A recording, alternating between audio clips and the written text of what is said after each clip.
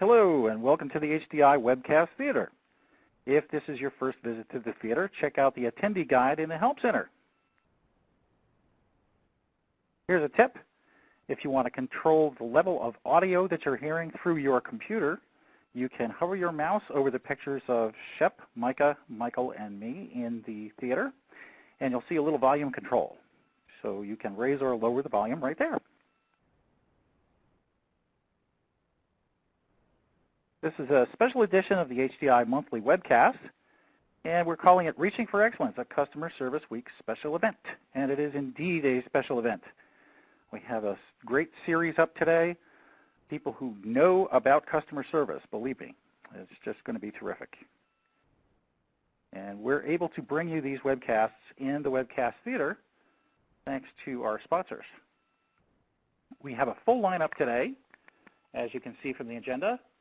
This will go until later in the afternoon. These times are all Eastern, by the way, so subtract from there, if you will, if you're in a different time zone. You're probably pretty good at that because we're all multi-time zone workers now. And we look forward to bringing you a great series. For our sponsors today, we're going to have Lawrence Garvin, who has a great job title, doesn't he? Head Geek, isn't that terrific? Head Geek and Technical Product Marketing Manager for SolarWinds. We'll have Aaron Avery, Manager of Product Marketing for BMC Software. And we'll have Eric Hilla, Senior Principal Product Marketing Manager for CA Technologies. And again, thanks to the sponsors for helping us bring these webcasts to you. A little bit of housekeeping. If you need help, you'll see the Help menu up in the top menu bar, right where the red arrow is pointing. And that's for technical questions. If you are having trouble with the interface or not seeing what you think you should be seeing, hit the Help button and the friendly folks from Expo will give you a hand.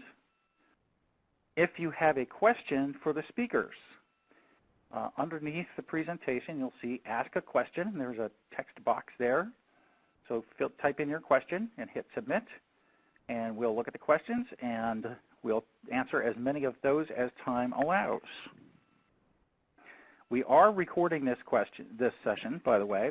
The entire day will be recorded and will be available in the webcast archives. If you need help, click on Help, okay? It's a busy program today.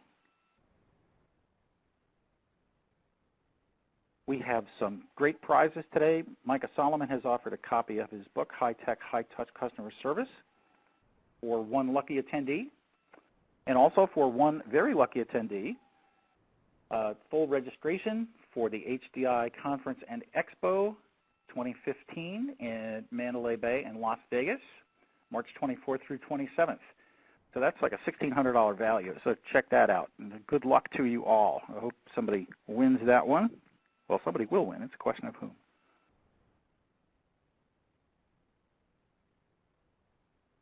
So there's lots of ways to get connected in the lounge and in the theater. If you're in the theater, you can pull the chat right in with you, and folks are very active in the chat right now, so bring the chat in with you so you can continue your conversations. Also on HDI Connect, which is a great place to read a blog, ask a question, or find a solution. The Ask Your Network section is for you to ask questions of your peers. And then there's the HDI LinkedIn groups. There are several. Those are the two main ones. Professional Association for Technical Support Professional. There's about 8,000 members of that. And the Desktop Support Professional Discussion Forum, and there's about 3,500 members of that. So two good-sized groups. Also, on Twitter, you can follow the ThinkHDI hashtag. That is our tag we use all the time. And if you'd like to tweet today, you can click on the white bird underneath the presentation screen there, and you can open up the social suite, and you can send tweets out. They're already set with the hashtag ThinkHDI. So we hope you take part in that activity. So now we have a poll for you. Your top reason for attending this series today, Reaching for Excellence, is that your organization is celebrating Customer Service Week, that your organization is improving customer service, or that the speakers are awesome? We'll give you a few seconds to answer that poll, and then we'll take a look at the results.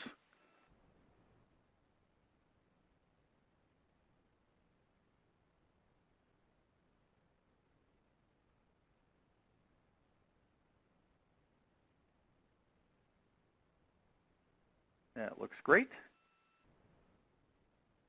All right, we'll stop the poll and move ahead. So 38% of you are celebrating Customer Service Week. That's your top reason. Your organization is improving customer service, and that's your top reason. Boy, is that a good thing to see. And the speakers are awesome. Well, the speakers are awesome. We know that.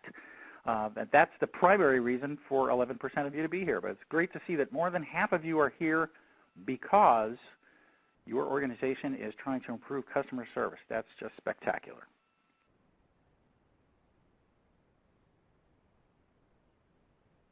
So we're going to move ahead now, and we're going to have our speaker from SolarWinds, who's Lawrence Gavin.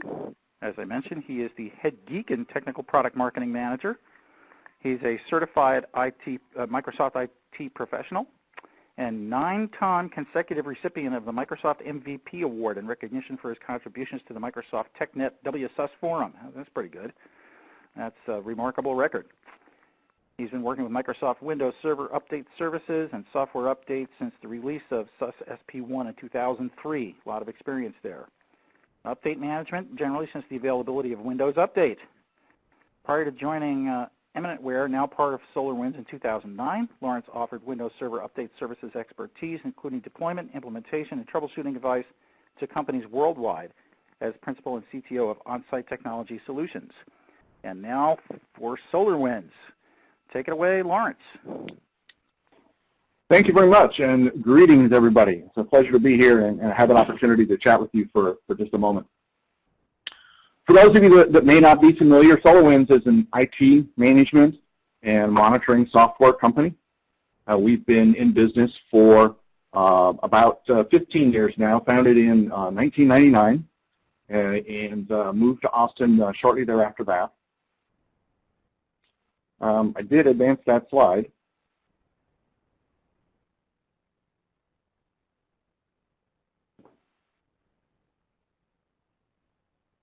We do IT management solutions for network management, systems management, database performance, security and compliance, as well as the help desk and customer support environment.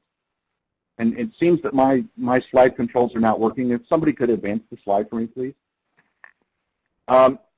We also have an IT community online. It has over 130,000 members and includes discussions and contributions from Microsoft MVPs, VMware vExperts, and a number of technology evangelists throughout the world.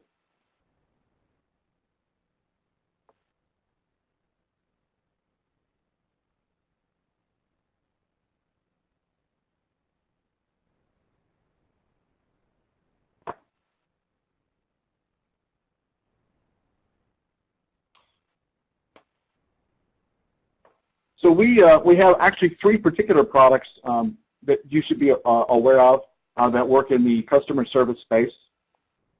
We have a web help desk product that does ticketing and service request management, automated IT asset and discovery, as well as change management, knowledge-based support, surveying, reporting, those sorts of things. We also own Dameware. Dameware's been around for a very long time, back since the days of Windows NT, providing remote support and remote administration functionality in the Windows, Linux, and Mac environments. So you can use that tool to remotely access computers inside and now outside the firewall. With the most recent release, we introduced the ability to do internet-connected clients, and we use a custom proxy server that provides that functionality.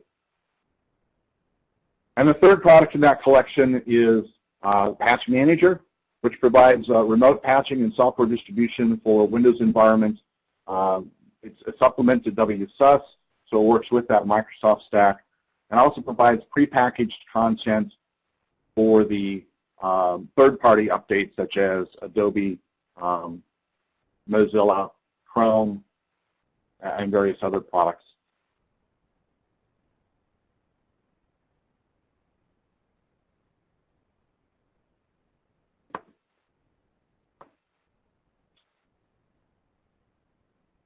So those products altogether bring you additional operational efficiency. They cut down the cost of the product and performing your services, and basically give you a more efficient and an economical methodology for providing those services. So I thank you for the opportunity to talk with you just a moment about SolarWinds, and I'm going to pass it back to Roy.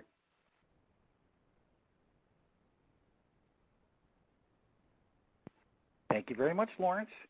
And I'm just displaying the benefits for the customer support team slide for you. So you can take a peek at that and look at the benefits offered by SolarWinds products. And thanks very much. And there's a link to the website. Great deal. Now we're going to move along. And Shep Hyken, and many of you may know him, he is one of the top-rated speakers on customer service and also offers training on customer service.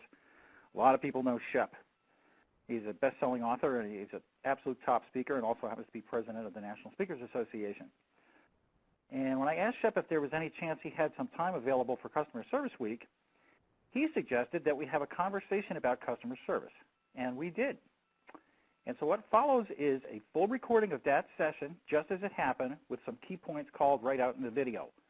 You will not want to miss any of Shep's insights. They're just terrific. So here we go. Take it away, Shep Hyken.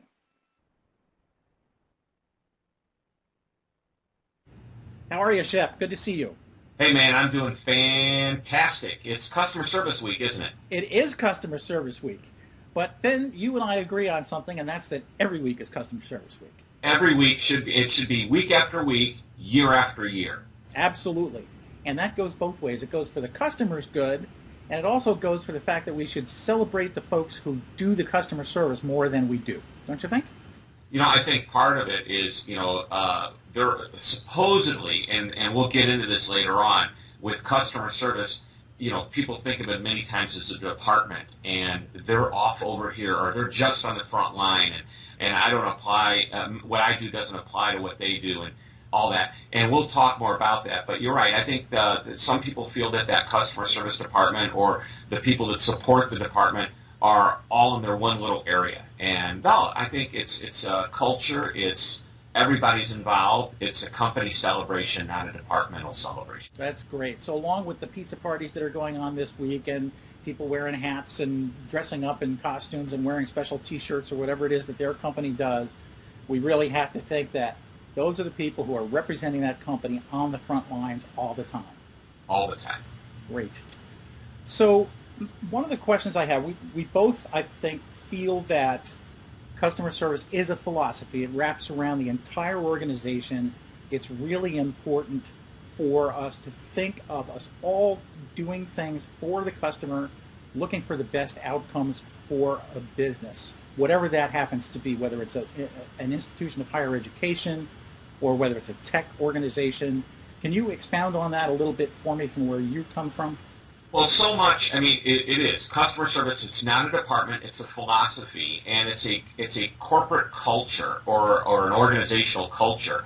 You all have customers, no matter what you do. Somebody depends on you for something. They may not be the outside customer. It may be an internal customer, and your job is to support them so that they can do the best job that they can do.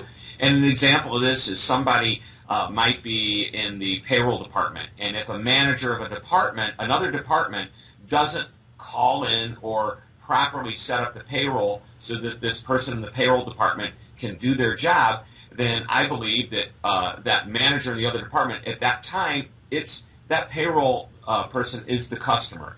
And if that customer doesn't get what he or she needs to do her job, she or he will not be able to take care of the other customer, which probably is the employees of the entire company who are waiting for their paycheck. Yeah, that's a great example.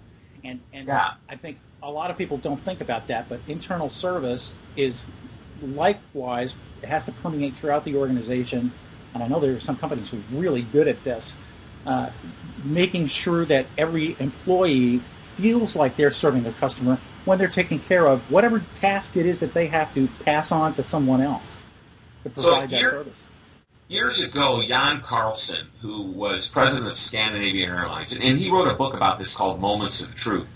And he talked about, and one of the things I loved, and I think it was the first time anybody really brought out the whole internal customer service concept. He said, if you're not dealing directly with the passenger, which is their customer at the airline, then you're probably supporting somebody that is. Now, when he came in, started squashing the layers of, where you've got your management, and he says it shouldn't be 7 layers between me and the passenger. So he squashed it down to 2 or 3. And when he made this whole statement about customer service and what they needed to do to get back on track and become successful again, he brought every single employee of the airline into airplane hangars in cities wherever they had a presence. And he made it real clear, we're going to manage moments of truth, which are the, interactions that we have with the passenger. And if it's not with the passenger, if it's with another employee of the airline, manage that as well. Because as I said, if you're not supporting directly the passenger, you're supporting somebody who is. And that's that whole concept of internal service. And I think one of the interesting things that people tend to forget about the Jan Carlson story is that he completely turned SAS around. Oh, right. It was failing. It really was. Losing millions of dollars. And he not only turned it around profitably, it became the most successful and admired airline in the entire airline industry. Yeah, just amazing. And I think that some people out in the great world of business have the feeling that if you're paying too much attention or spending too much money on customer service, you're not producing profits or you're turning away from your shareholders or something like that. Whereas I believe personally that you can contribute to the profitability and the success of your business by focusing on good customer service and making sure that people have what they need and get what they expect. Well, the whole point is that, customer service shouldn't be a cost center. It should be, if you think about it, in the traditional sense where some people feel there's a customer service department, you can look at customer service as a retention center. Now, if you take the philosophy of customer service to becoming the culture of the company, several things happen. Number one, yes, it does cost, because what you have to pay for is, number one, you got to pay for the best employees or the right employees. And you don't want to make mistakes doing that. So you upgrade the way you hire people. You train the people properly. That all costs money. But the argument there is, wouldn't you rather have somebody trained to take care of the customer and actually retain that customer than not train them and potentially lose the customer? So at the end of the day, if you do your math right, the training is going to cost far less than it costs to retain that customer, if that makes sense. And it's a more profitable venture to get good trained people out there. But, I digress. Good customer service is not only going to retain customers, but that creates a loyal customer. A loyal customer comes back. A loyal customer tends to spend more on each transaction. Now we're talking about true outside customers. They also tell their friends, and therefore word-of-mouth marketing is the best type of marketing you can get. And by the way, it's the most economical but difficult to come by, because it's easy for us to put a message out there, but to create evangelists that are going to go out there and talk about it, so that's another story. And then you have internal customer service, and if you create the right culture, what you're going to see is people are happy, more fulfilled, they're more engaged, and that cuts down on the turnover, which is a major cost center for companies. So it can become extremely profitable to create a customer service culture. That's really important, and I agree with you, just about everything you said. And well, what part didn't you agree? Just about. What's I just waited for you to catch that. Thank you. I do agree with that. And I think that in our world, in the world of tech support, we are really going through some changes in terms of this philosophy of customer service. And a lot of people have thought about the tech support guys in the back room, eating the Cheetos out of the bag and drinking the Mountain Dew and with their hands with multiple wires and chips and all that stuff going on. That's the real stereotype of desktop support folks. Whereas, coming from that background myself, I know that I spent an awful lot of time walking around, talking to people, figuring out what they needed, trying to provide technology solutions. And over the last couple of years, support centers are spending more money on customer service and customer focus, and the words customer experience, lo and behold, have started to surface in the broader world of IT, and I think that's a great thing, because now we're talking about the same kinds of things that people have, like yourself, have been talking about for a long time in terms of external facing customers. And another interesting thing that we're seeing trend-wise is that a lot of organizations are broadening the whole idea of IT service management into service management in general, and using some of the same principles in places like HR, facilities, so that those principles are going to apply in a broader realm in the businesses that IT supports and is part of. And I think that's a really interesting trend. Are you seeing anything like that in your world? Well, I'm seeing exactly that happening, but I actually see companies spending more money doing training, and also I see the training is relationship-based training, not just technical training, which I think is very important. So typically, you mentioned the stereotype of that IT guy in the back eating Cheetos and whatever, and there is some type of stereotype there. There's no doubt about it. Where years ago, when we started doing training and we started getting into the IT section, and here's where we were working.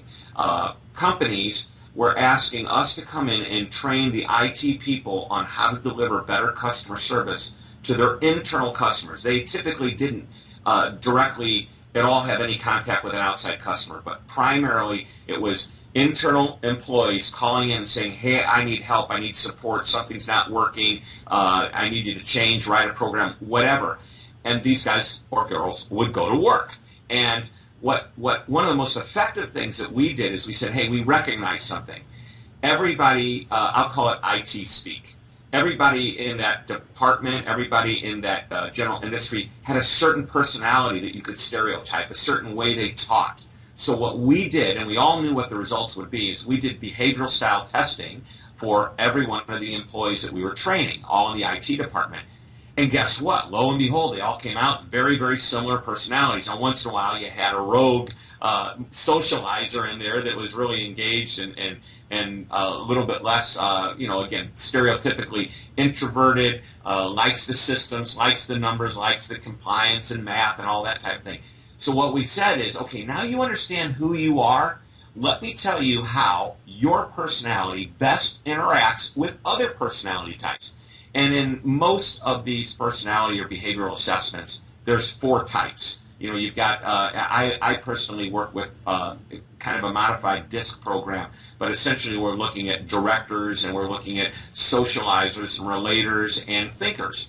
And typically an IT person doesn't fall into the socializer area, but a lot of employees do. And how does an IT person that's more of a thinker or more of a relator interact better with somebody that's a different personality? As a result, people said, hey, I get it now. I'll adapt for that short time I have to work with that internal customer, and then I get to flip back to the way I am. And they love it. That's great. And it's really interesting that plays into exactly the kind of things that we're talking about. I can recall in my own experience working in an IT department, and we were undergoing some customer service training for the entire department. The CIO said, everybody in this department is going to get this training.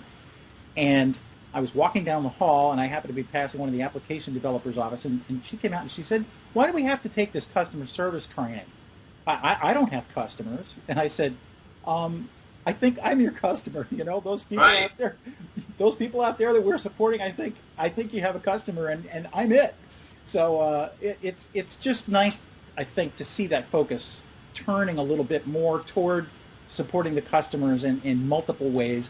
Business analysts are really important now, focusing on what the job is that the people are trying to accomplish and helping the technology enable that, rather than just saying, hey, reset your password.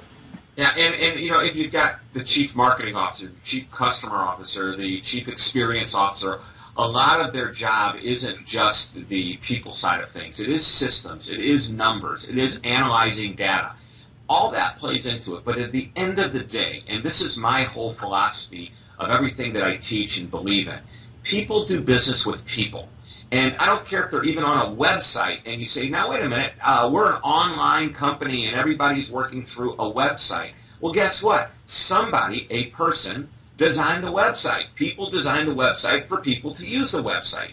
So regardless, there's the human factor is involved in the creation and development of this. So everybody has to be on board. Everybody has to be people-focused and customer-focused.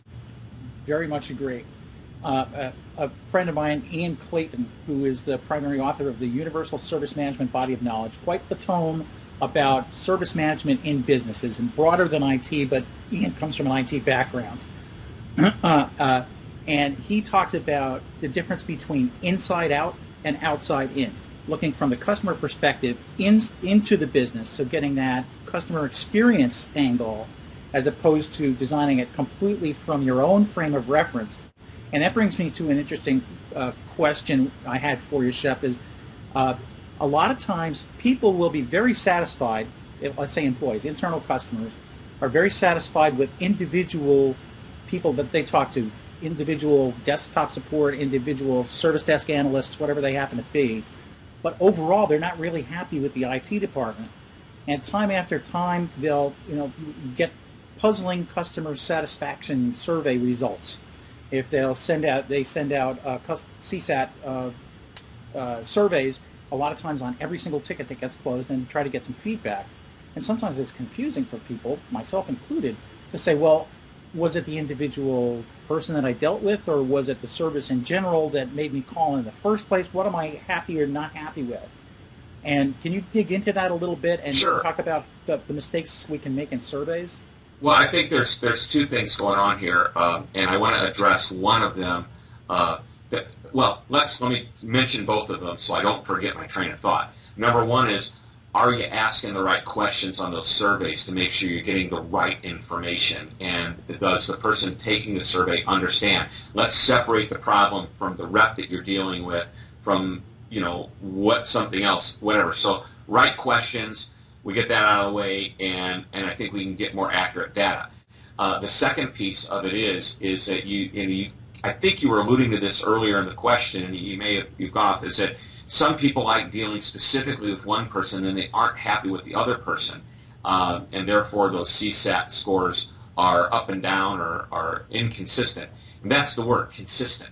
Consistency sounds like it's the issue. And the way we deal with this is we recognize that typically one person is not exactly the same as another person. However, their effort in taking care of their customer, be it an internal or external customer, needs to be identical. Not personality-wise, but effort-wise. I talk about this in some of the speeches that I deliver. Richard Burton is a famous actor who was a lot on TV, but what he was really famous for was being on stage for plays. And there were fans that would come back, not just every time he did a new show, but sometimes night after night to see his performances. And the reason is because they were riveting. And no matter what was going on in his personal life, and believe me, there were lots of issues he had in his personal life, he would get out on stage and just nail it. And he was known to say, I want to be so good tonight that I cheat the audience that was here last night, which meant he wanted to be as good as possible every time he walked on stage, constantly trying to better himself. And I think to myself, wow, with that kind of an effort, that's why people came back, because he would reach deep down to deliver this character that he was trying to portray. And if athletes, they do it on the field, the best athletes are constantly trying to better themselves every time. The best people in business do the same thing. They're constantly coming in and saying, okay, today's a new day, time to get started. My goal is to be better than yesterday. And can you bring that into your specific focus on amazement and how you can amaze customers and how you feel that can happen over time? Sure. Well, to me, customer amazement is not difficult in the sense that at any given one isolated time you can amaze a customer. Most people think of creating amazement as doing this over-the-top experience for a customer. And the reality of it is, if you look at the best companies, amazement happens, and I'll go back to the word I just used a few minutes ago, it happens because of consistency. The best companies aren't over the top. They're a little above average, just a little above average in many cases. but they're consistently above average, and the customer, be it internal or external, can predict the experience that they're going to have. A consistent, predictable experience creates confidence. And if you get back to that thing we talked about earlier, which is customer loyalty and how it drives success and helps revenues, the only way you can have a loyal customer, by the way, you can have internal loyalty as well. Remember, lower turnover, less retention, or a big retention of your employees. That happens because of the confidence that they have and the experience they're going to get day in and day out. Brian Keeley. Brian Keeley is the CEO of Baptist Health South down in Florida, Miami, Florida, southern Florida, that area. And one of the things he prides himself on is that not only the service that they deliver to the customer, which is patients and family members of patients, but also he says we are what I think he called it, a destination employment opportunity. Meaning, if you land in our organization, the goal is that you'll never want to leave and go anywhere else. And if we can make you happy internally, you're going to be better engaged in doing your job, and of course that's going to permeate through the entire organization and be felt on the outside by the patient and their families, and whoever the other customers are. I think there's another thing that happens and can happen with the internal customers. Again, going back to the world of tech support and IT, a lot of times we struggle with finding out about the people who don't call, the people who don't contact. People, they might have an issue. They'll go to Google, they'll go to their friend, they'll pick up the phone and call somebody they know rather than call support because they haven't had a good experience in the past, or they don't expect that they're going to get their problem solved or get it solved quickly, whatever that happens to be. So I think that, again, that customer experience, customer service focus can really be brought to bear to bring those people in and get them to contact support because they're going to get the right information. They're not going to get something generic, and they're going to get their problem resolved the right way as fast as possible. So I have a couple of thoughts on that. Number one is we do want people to call us. We want them to learn that dealing with us is a good experience. We also want to teach them how to best utilize our support. And you mentioned going online, going on the web.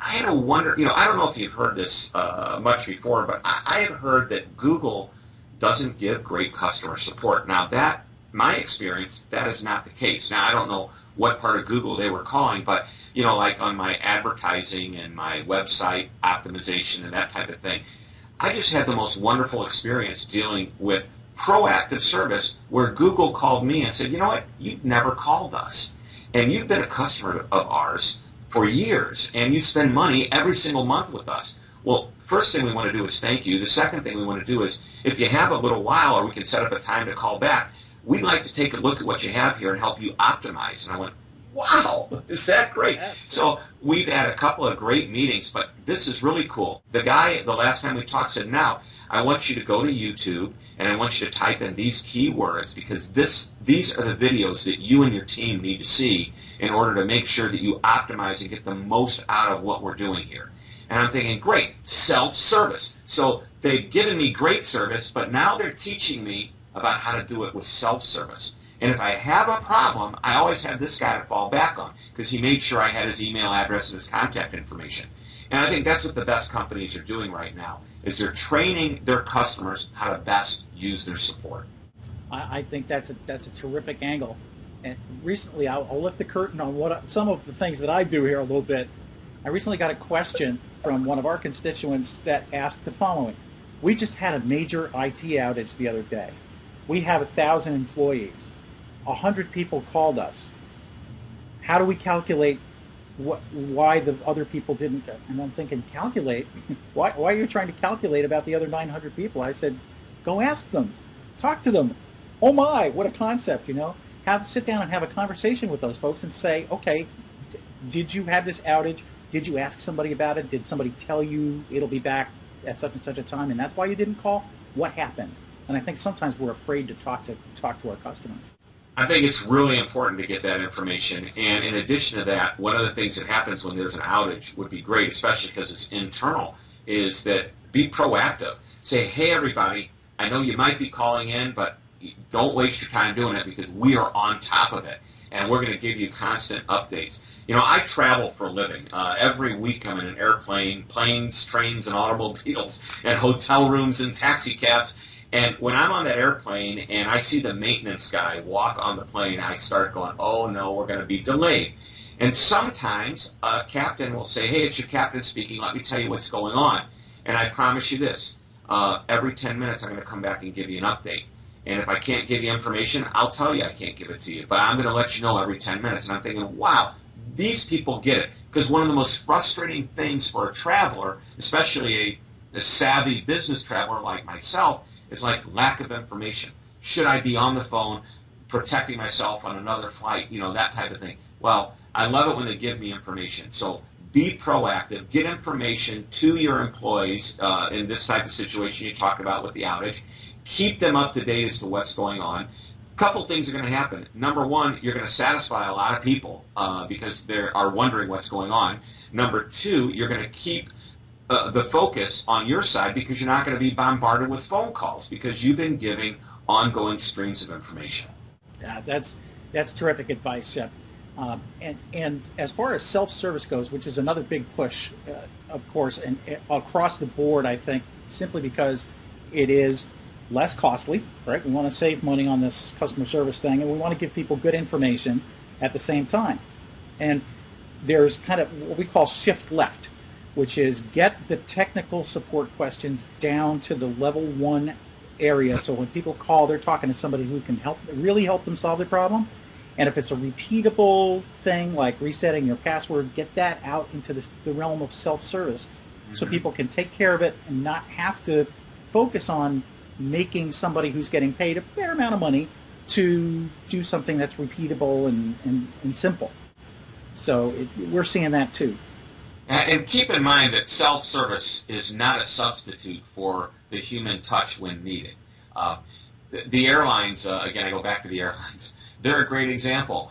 They did a wonderful job of teaching their customer, passenger, how to use online check-in, how to buy a ticket online. And as a result, now they will charge you if you want to buy your ticket through a travel agent, or not through a travel agent, from one of their agents, from one of their reps. And the reason is because, it costs more money to do so. But the way they trained us, they said, look, we're going to give you incentive.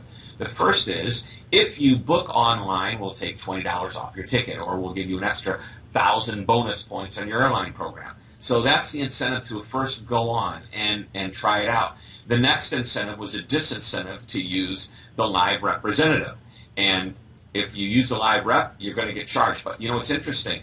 When you're on talking to one of these live reps, they'll say, if I book this for you right now, you're going to get charged. I put it on hold. So if you want to log in and set up an account with us, and here's the record locator number, you won't be charged the $20 or whatever the fee is. Well, guess what just happened? We gave that customer the incentive to now go online and do it themselves, and it's a brilliant move. And yeah, it took a little time and training to do it, but it's great. Same thing with check-in. I mean, if you go, you don't have those huge long lines at the check-in counter anymore because everybody's checked in on, or actually you have online check-in, so you just show up and you look, yeah, if there's a line, hey, I don't have to go into it. I'm going straight through security and to the plane. Yeah, that's great, and some of them are doing wonderful stuff with like baggage now. Yeah. They've opened up, they've exposed the data that they have on where your bag is. So you scan your little check that you get when you check your bag, and it tells you, oh, it just got put on the plane. I'm cool. I'm good. It's going to get where I'm going. Yeah, it's terrific. It's the Internet of Things. It is the Internet of Things. And yeah, boy, is that a topic of conversation in my world right now. It's a big deal, and it's going to cause a lot of heartache unless people pay attention now and start being proactive. We'll go back to proactive. So just getting back to summarize some of the topics that we've talked about a little bit. The whole idea of a service focus permeating the organization, I think, is the biggest thing that we talked about at the opening here. And you maybe just want to say a few things about summing that up and some of the advantages it has from your perspective? Sure. The whole thing about customer service internally is just as important as externally. As I mentioned before, what's happening on the inside of an organization is felt on the outside. one of the easiest ways to create that culture is to emulate the way you want the customer treated on the outside internally.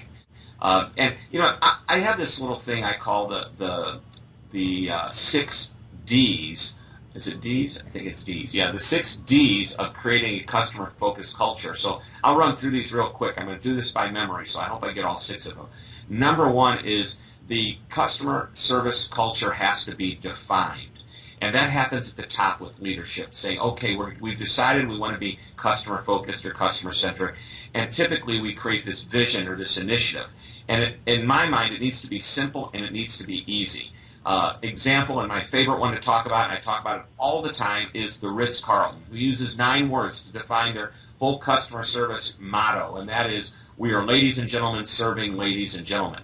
And if you work for the company and you don't get that, you're probably not going to work for the company very long.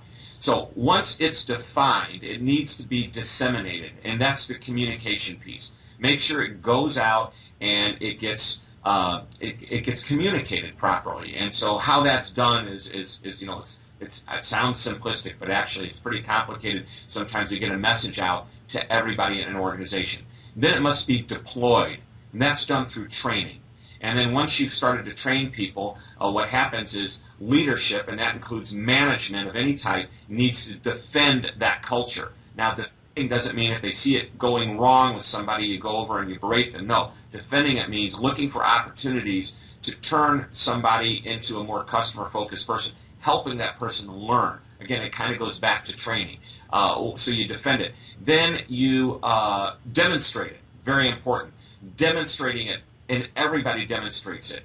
You treat that customer the way you want the outside customer treated. I mentioned that earlier. And then finally, you delight in it. You celebrate it. If it's working and you get accolades, be excited, share the information, and everybody gets to celebrate the good work. And it's a constant cycle that keeps pushing itself further and further toward, it's never going to be perfection, but it's further and further better toward excellence. That's terrific. And I've got. I believe I remembered all of those. Well, there you go. That's because they're coming from here, right? I've got 4 things that I usually talk about in terms of individual transactions that I think are really important when you're on the phone with somebody, especially, but also translating into email and web forms and how you respond to those and chat sessions, every way that people can contact you. One of them is listening, and a lot of times that means reading and paying attention to what's being said between the lines.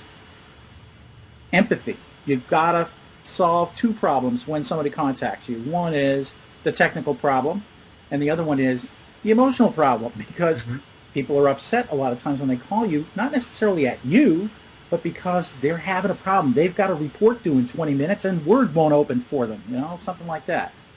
Clarity. You've got to communicate really well, both bidirectionally with that customer, and going back to something that you pointed to earlier, consistency. So you want the answers to be consistent across your organization, and you personally want to deliver consistent service every time you pick up that phone.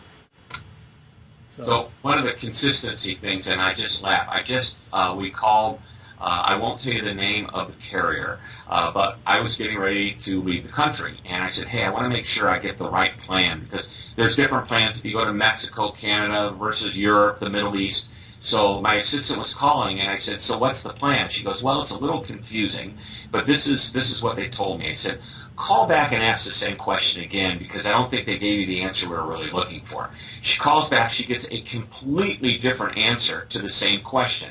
Neither one of them I liked. So I said, you know what, just for fun, call back and see if you can get somebody else that will be a little bit more, and ask the question this way. Well, it turns out we asked the same question basically 3 times, and we got 3 completely different answers, and I decided to go with the one I liked the best. So if there's a problem when I get my bill, I'm going to call up and say, you know what, you need to listen to on this particular day, I know they tape the calls. Listen to the taped calls, and you'll see how your call reps are giving us 3 completely different answers to the same exact question. Right, and drives me crazy. And that keys in on something else that is a huge demand in service of all kinds now, and that's knowledge management, right? Right. If people are referring to, not reading a script, because we've talked about that and we know how we Yes, feel we about have. scripts. But using a knowledge base, a knowledge management system of some kind to maintain that consistency, so that people are referring to the same materials.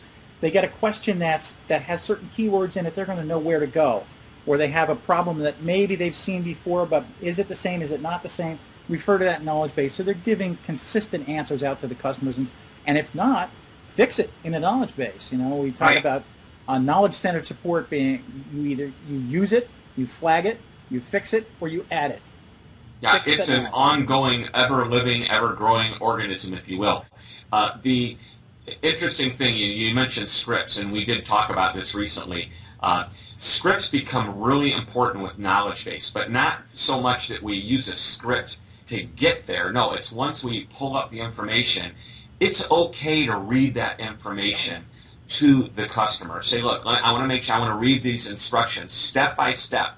Number one, do this. Number two, do that. And I think at that point, it's okay to use the script. And if you want to throw in a little of your personality, well, that's fine too. But the knowledge base provides you very specific words and sometimes wording and directions to make sure that your customer is getting a consistent message, whether, every time they are calling for that particular topic or information. And going back to the ever-present airlines, every time you bring up customer service, we wind up talking about airlines. And I was thinking How can you not? Yeah, right. How could you not? I was thinking about scripts, and of course there are safety scripts that every airline is responsible to deliver. And I think about some of everybody's seen the videos of the Southwest people delivering Yeah, the those are safety fun. script, putting their own spin on it, making it fun. At the same time, they're delivering that core information that they had: how to open the seatbelt, how to do this, how to do that, where the oxygen mask is going to come from. Getting all those key points in, but at the same time making it entertainment, which increases, from my perspective, your ability to retain the information because you've got something out of it. Right, spot on. So here's the point with those. If of course, I'm on the plane all the time, and I'll look over at the passenger next to me, and I'll say, "Did they do the safety announcements yet?" Yeah, I didn't eat announcements. I'm so disengaged. But what happens is there's a compliance issue there. They have to do the safety announcement, and it's done by rote. It's because they have to. It's safety. It's the law.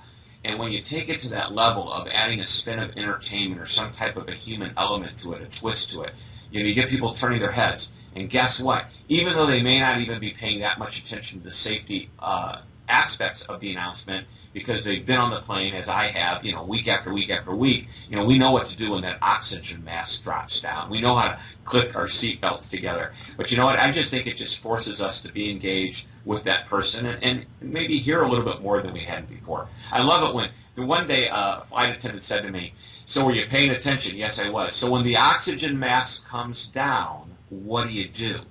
And I said, "Well, I believe you pull on it and then put it up to your mouth." He says, "You weren't listening. On this plane, you don't have to pull on it." I go, "Okay." It's Gotcha. yeah. That's great. Pop quiz, Yeah, there you go.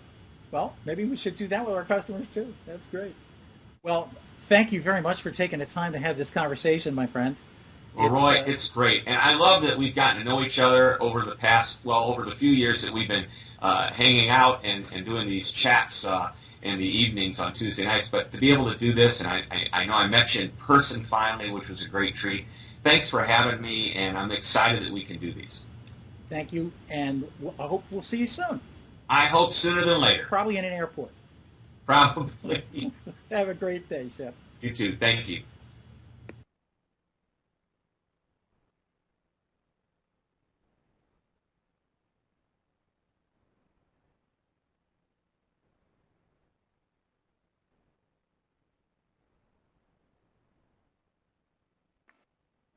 Well, how much fun was that? Shep is just masterful and all the elements of customer service, and it was an absolute delight to talk to him. It always is. And I'm really glad I've gotten a chance to know him over the past few years. And we do have a question. If you do have a question that I might be able to answer for you, please do put it into the question box under the presentation and click submit. And I'd love to get your question. So from Jacques, we have, do you have any recommendations or resources for asking the right questions in customer satisfaction surveys? we're getting ready to send them out here. So one of the things that I always recommend is to keep the surveys short. Usually people's attention will start to wander after about 5 questions, and I will tell you a little anecdote. I stayed at a hotel one evening. It was the first time I had ever used that particular hotel chain. Was there for one night, and the next day I got 142 questions in a survey. I opened up the survey because I always like to answer them if I can. 142 questions, a little bit too long, and nobody's going to answer that many. People will start to lose interest after about 5 questions or so. So that's the first thing. Keep it short. Make it pertinent to the situation. And as we discussed in the video, don't make it all about the rep. You probably want to get some information back to help you make sure that your people are delivering the right messages and acting the right way when they connect with your customers. But don't make it all about them. Don't make it all about, was the rep professional, was the rep courteous, was the rep timely, was the rep knowledgeable. Those kinds of questions really tend to narrow it down and totally miss the point of why the person was talking. If you really want to get into depth about customer surveys, there's a wonderful book. It's written by a good friend of HDI, Dr. Fred Van Bennekom, and it's called Customer Surveying. And it is a guidebook for support managers. It's available pretty much anywhere, and what I'm going to do is I'm going to post the name of the book and Fred's name, because it's hard to spell, out into the group chat for you. Oh, there you go. Thank you, Megan. There it is, Fred Bennekom, Customer Surveying. And I appreciate that. And if you really want to get into methods to develop a survey, deliver a survey, and how to set up the survey questions, that is an excellent source to do that. It really, and of course, the HDI offers the Customer Satisfaction Index service, which is essentially a customer satisfaction survey. It hooks right into your system. You can send it right out with random number of tickets or every ticket, however you want to set it up. I just see Ken's question there. Was Roy interviewing Bruce Willis? Yeah, there is a definite resemblance between Shep and Bruce Willis. We haven't hired him to do the next version of Die Hard yet, but there you go. So if we don't have any further questions, we can go into the group chat, and love to talk to you there. During our intermission, we're going to refresh your screen, so you may see some things flicker or go away and come back. We're doing that on this end, so it's nothing wrong with your connection. And we just want to make sure that everything is set up and ready to go and smooth for the next presentation. And we love to see you here. It's terrific. Take advantage of the resources that the sponsors have provided. And again, thanks to them. And thank you so much to Shep Hyken for taking the time. He's a very busy guy, and I really appreciated his time to do this for us and provide that information to you. And love to have you participate and get some more questions and answers going in the group chat. So stick around. Love to talk to you, and we'll see you back here in a little bit when it'll be time for the next presentation. Thanks so much for